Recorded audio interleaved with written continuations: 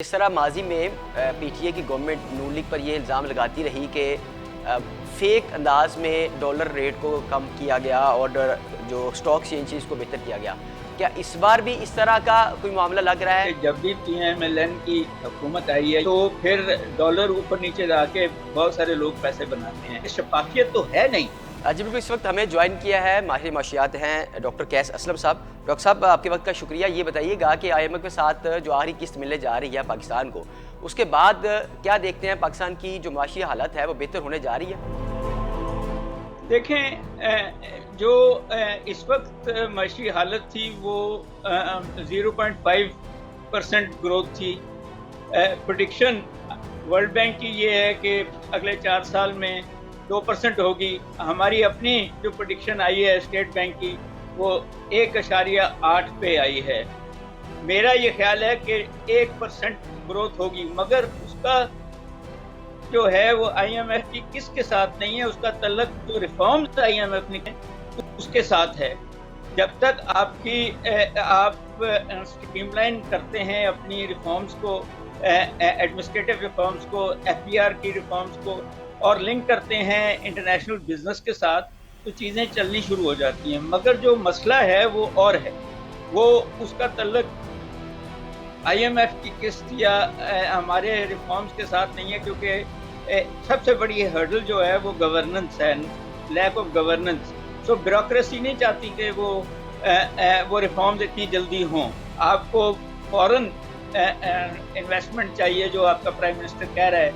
مگر جو ٹیررزم کا ایشو ہے، چیزیں جو ایشو ہیں، ایک سال سے کوئی انٹرنیشنل انویسٹمنٹ نہیں ہوئی پاکستان میں، آپ نے دیکھا ہوگا. تو اس کی کیا وجہ دیکھتے ہیں؟ اور آئندہ سمجھتے ہیں کہ اب گورنمنٹ چونکہ انہوں نے اقتدار سنبھال لیا ہے تو انٹرنیشنل انویسٹمنٹ بھی آئے گی بین الاقوامی سطح پر؟ دیکھیں، بات یہ ہے کہ آئی ایم ایف نے ایک شرط لگائی ہے کہ جو آئی ایم ایف سے پیسے آئیں گے وہ چینی سی پیک پہ استعمال نہیں ہوں گے. جس کے برعکس چائنیز امبیسڈر بھی ہمارے نئے فائنانس منسٹر کو ملے ہیں. وہ سی پیک کو اور لیول پہ لے کے جانا چاہتے ہیں. چائنیز انویسٹمنٹ کو 1 بلین سے زیادہ ہر سال آتی تھی. اس سال وہ 1 بلین سے 0.7 بلین آئی ہے، کم ہوئی ہے. ڈاکٹر صاحب یہ بتا دیں کہ اب چونکہ آخری قسط ملنی ہے 1.1 بلین ڈالر کی ہمیں آئی ایم ایف سے، اس کے بعد کیا ڈالر ریٹ پر کوئی فرق پڑے گا، کوئی بہتری آئے گی؟ دیکھیں، ڈالر ریٹ پہ فرق تو پڑ رہا ہے.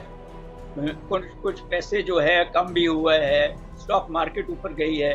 یہ ساری اکنامک ریفارمز پہ کانفیڈنس نظر آتا ہے. یہ سارا ڈیموکریسی کی کنٹینیوشن پہ فرق نظر آتا ہے. مگر سوال اور ہیں کہ آپ نے اگر مشینیں، را مٹیریل، اناج، تیل، یہ سب باہر سے منگوانا ہے تو آپ کتنا کا فرق ڈال لیں گے اس ایکسچینج ریٹ پہ؟ آپ کو جب تک بجلی اپنے ملک میں سستی نہیں پیدا کریں گے، جب تک آپ یہ انڈیو ٹیکسز نہیں لگائیں گے، تب تک یہ سارے مسئلے جو ہیں وہ اس آل لیول پہ جائیں گے. بٹ مجھے یہ نظر آ رہا ہے کہ انفلیشن تو کم ہوئی ہے. وہ فوڈ انفلیشن ایک واحد انفلیشن ہے جو کم نہیں ہوئی، جو غریب آدمی پیسے دیتا ہے.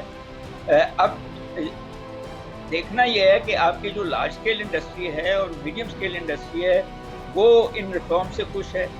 ان کو مراحتیں ملتی ہیں تو اکانومی چلنی شروع ہو جائے گی، اور جو چل رہی ہے. تو یہ بتا دیں کہ جس طرح ماضی میں پی ٹی اے کی گورنمنٹ نون لیگ پر یہ الزام لگاتی رہی کہ فیک انداز میں ڈالر ریٹ کو کم کیا گیا اور جو اسٹاک ایکسچینج کو بہتر کیا گیا، کیا اس بار بھی اس طرح کا کوئی معاملہ لگ رہا ہے کہ یہاں حقیقی طور پر اسٹاک ایکسچینج میں بہتری آئی ہے اور ڈالر ریٹ کم ہوگا؟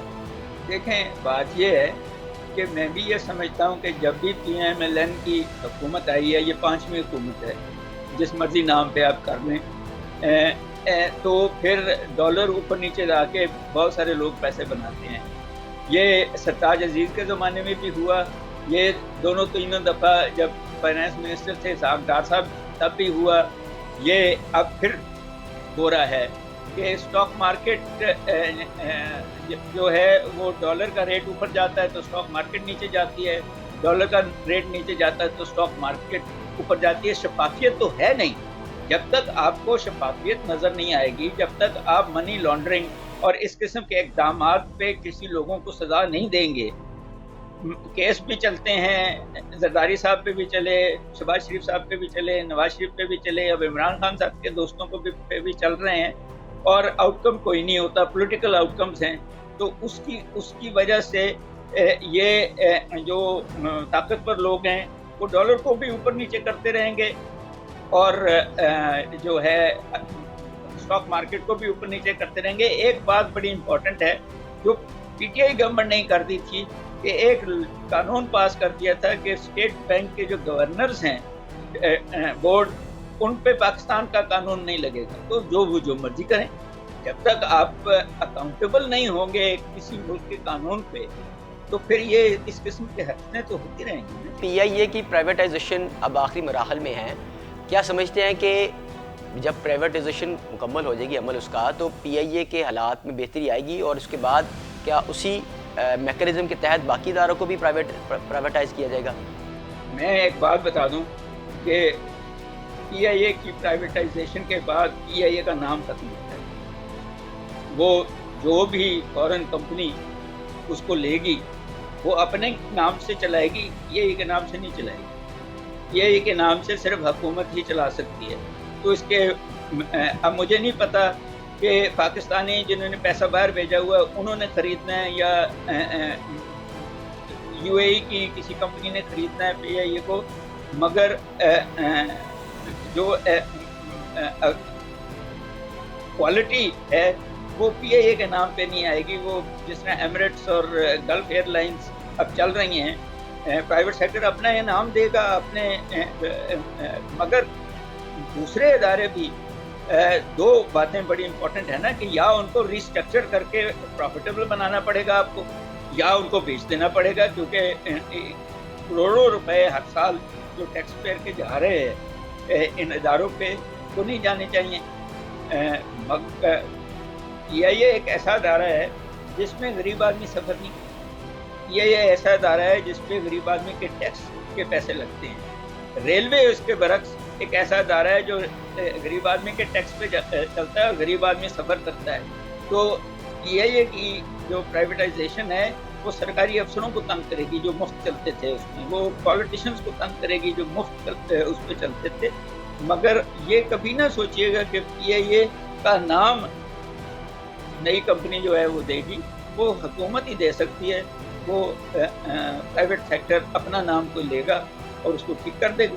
جی ناظرین، آپ نے گفتگو جانی ڈاکٹر قیس اسلم نے پاکستان کی اکانومی پہ بڑے گہرے انداز میں اپنا بریف کیا ہے، اور پاکستان کو کن حالات سے گزرنا پڑے گا اور کب تک پاکستان کی معاشی حالت بہتر ہوگی، یہ اپنی گفتگو جانی. امید ہے آپ کو یہ پروگرام پسند آیا ہوگا. فی الحال مجھے دیجیے اجازت، دیکھتے رہیے پاکستان ٹوڈے نیوز.